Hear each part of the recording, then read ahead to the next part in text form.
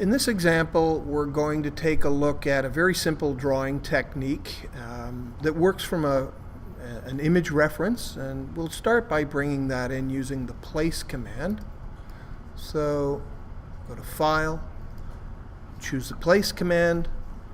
I've got a picture of Roger, a cartoon character close to my heart. It reminds me of undergrads for some reason. Here's Roger. He's been up all night drinking, carousing, and smoking cigarettes. You'll notice the blue X through there indicates that this image isn't currently embedded. It remains external. I'm just going to change my workspace from the current one to the Essentials Classic workspace. And you'll notice the embed button up here in the top left corner. Now when I save my file, I'm just going to save it on the desktop. I'll use the camel method of naming, and that image file gets saved along with the Adobe Illustrator file. Now what I want to do with this is convert it to a template, and for that I'm going to need to use the Layers panel. When drawing characters for animation, the Layers panel becomes really important. You need to organize and structure the paths that you create in very particular ways. So the Layers panel is worth detaching because you'll be coming back to it quite often. Now this first layer I want to be a template layer, in other words a drawing reference. To do that, I double click just to the right of the file name, and that gives me my layer options. I can call this layer template layer, and if I click on template, it allows me to dim the images to a specified percentage, in this case 50%. Now what it's also done is it's locked it down, and you notice that the eyeball icons change to this template icon. It's now locked down. That means I need to create a new layer on which I'm going to draw. So I'm just going to use a very simple method here, as I said, and it's going to involve using the pencil tool. So if I go over here to the shaper tool, and then I can click on the vertical bar and detach that, I can then use the pencil tool. Now remember, when using the pencil tool, meeting the end point and the start point shows a small circle indicating closure. So that's a closed path. Now this path is still active. So if I continue to draw, it's assuming I want to draw a new path to the exclusion of that other one. So what I suggest often using the pencil tool is when you're finished drawing something, Command key to get the toggle for your selection tool, click down on a blank area, and it ends that drawing. Now I'm just going to give a stroke, so I activate the stroke here. I'm going to tear off my color panel, collapse the others. I want to use a stroke, so I make stroke in the foreground and black. I'm going to make that stroke about 2 to 3 points in thickness. I think I'm going to go with 3. So it's very similar to what I've got in my template. And now, with this active, I can continue drawing where I left off. I can always use the Smooth tool to eliminate the number of points. Really smooth out the curves.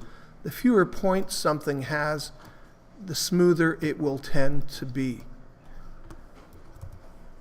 If you double-click the pencil tool, you can set up its sensitivity. Very accurate means very small perturbations in the path will actually be translated into points. If you increase the smoothness, those same perturbations are smoothed over. You can see that that's created pretty much a straight line there. So we have smoothing as a setting when we double click on the tool, and I'm just going to use 25% smooth. And then I'm going to click OK. And I can start tracing Roger here. Now, when you're tracing these things, you've got to consider that this is a two-dimensional representation of 3 dimensions. And so that brings to bear some logical inconsistencies with the way in which Illustrator works. Because Illustrator works in a layered fashion. Every single object that I create will occupy its own unique object layer. And the problem I have with that is if we look at Roger's hair and his head, you would think on first analysis that the hair was in front of the head. And in fact, it is here in the forehead zone. But if you look here at the back of the hair, it actually exists behind the head. So this presents a challenge because of the way in which Illustrator draws. In fact, I'm going to have to draw the hair here in several pieces. So that's if I was trying to draw the hair simply for incorporation in animation. This technique that I'm showing you, however, is more or less like a child's coloring book, or the way in which Photoshop works, where you can take a paint bucket and fill in between the lines. And we can do this by creating what's called a LivePaint group. So first let's create our line work by drawing. And if I just start anywhere with that pencil tool, I can draw in there. And the problem is if I continue to draw from here like this, it erased that line. So like I said, Command Z, Command click down, and continue drawing from there. I also want to point out that the ends of these paths are capped straight. So we can use our stroke panel and we can give them rounded caps. So it gives a nice rounded line. And that just looks a lot better. So Command click to deselect, continue to draw. Remember, if you mess up, there's an eraser tool here as well. Command click to deselect, and I'll just continue that process of drawing.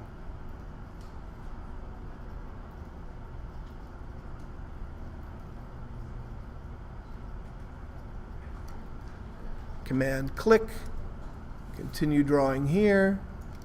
Command click and continue. I can continue over here. If I select that, it actually connects those lines together. And there we have it.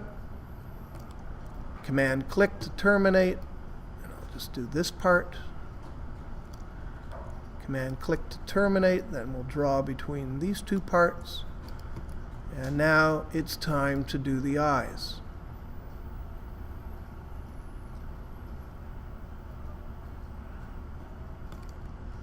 Command click to terminate. We'll put the top of the lid in there and the bottom of the lid here. And again,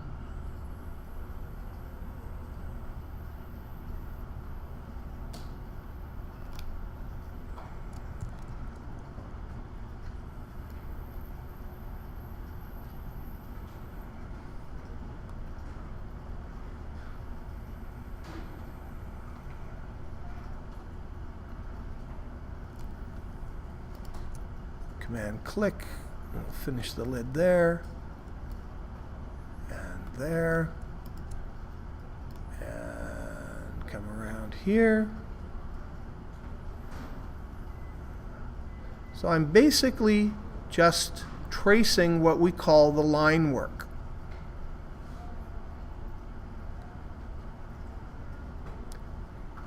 And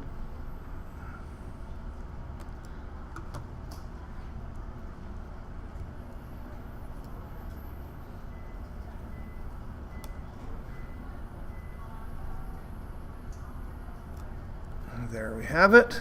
I need to use the smooth tool in the bottom of Roger's chin here to really smooth that out. There's a bit Bit of a glitch on there. And now I'll just finish the interior of the mouth. Command click to deselect, and then here. And one last thing, just a couple of little ellipses for the pupils. Option key, remember, to draw from center. Now this is snapping. And if I want to remove that snap feature, I need to go to View, Snap to Point, switch that off, and also switch off Smart Guides. And it just allows for a much more fluid movement. So I'm creating the first pupil, and of course I want to flip this in the color panel so that it's a black fill with no stroke. So there it is. I can rotate it a little bit and make it larger or smaller as need be. So there's the first pupil, and I'm just going to use Command key, drag holding down the Option key just to make a duplicate, just like that. Okay, I'm not going to finish it off. I've got enough here where I can demonstrate the technique, but once you've done all the line work, you can select it all with your selection tool, and then go to the Object menu and choose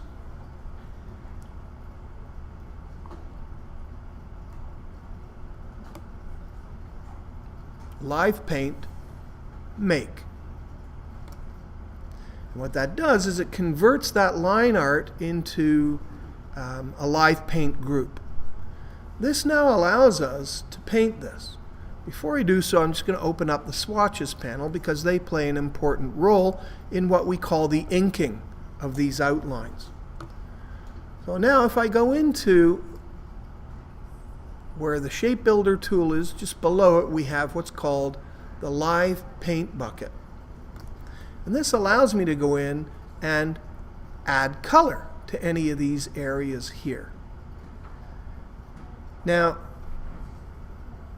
depending on what I have selected, you can see that I can fill in these things individually.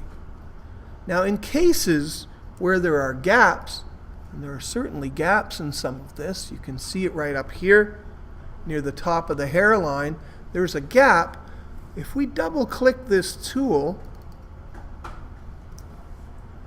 well, I thought gap options would have been in there. However, if we go to Object, LivePaint, Gap Options, we can say the painting will stop at small, medium, large, or custom size gaps.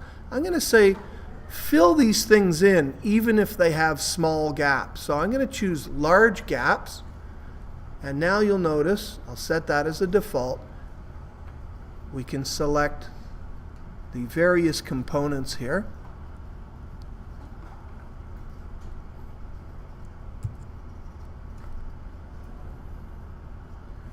And for some reason, it doesn't want to, I'm just going to go to Object, LivePaint. I'm going to release that for now. And now I'm going to set the gap options. Make sure I've got the stroke set to 3 points. I'm going to go to the gap options again. Object, LivePaint, gap options. Set that for large gaps. Oh. And set that as the new default.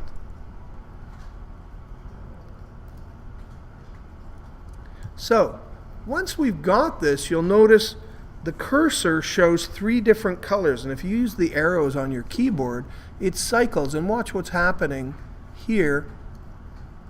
It cycles. I just got to make that active in the foreground for the fill. You'll notice that it cycles through the colors in your swatches. Now, at any time, you can create a custom color and add that color into your swatches at any point in time. Mix another color, drag that into your swatches so you can create a nice custom color palette for yourself. I figure he's a really sickly gray green, so I'm going to drag that color into my color palette. His hair is sort of brown, mousy brown. I'll drag that into my color palette. And maybe he's wearing a light blue shirt. I'll drag that in there. And maybe a little darker blue. Drag that in there. So I've made my own custom color palette. And you'll notice that I can toggle through it with my arrow keys, and you see the cursor changing to show you what your fill color is going to be. So if I go over top of the hair here, I can fill that in now. Now there is an option that would allow me right here to paint the strokes as well. So conceivably, I could select the stroke area and give it a very different color.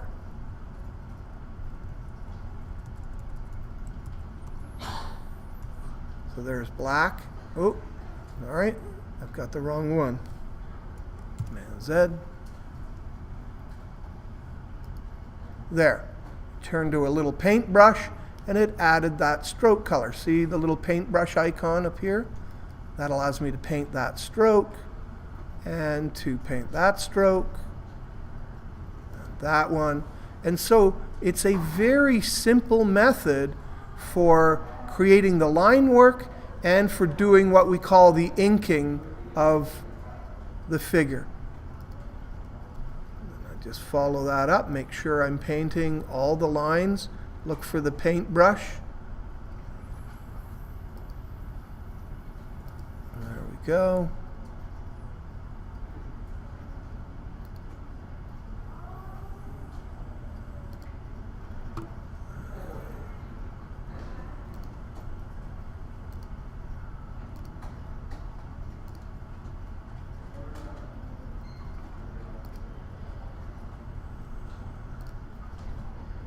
And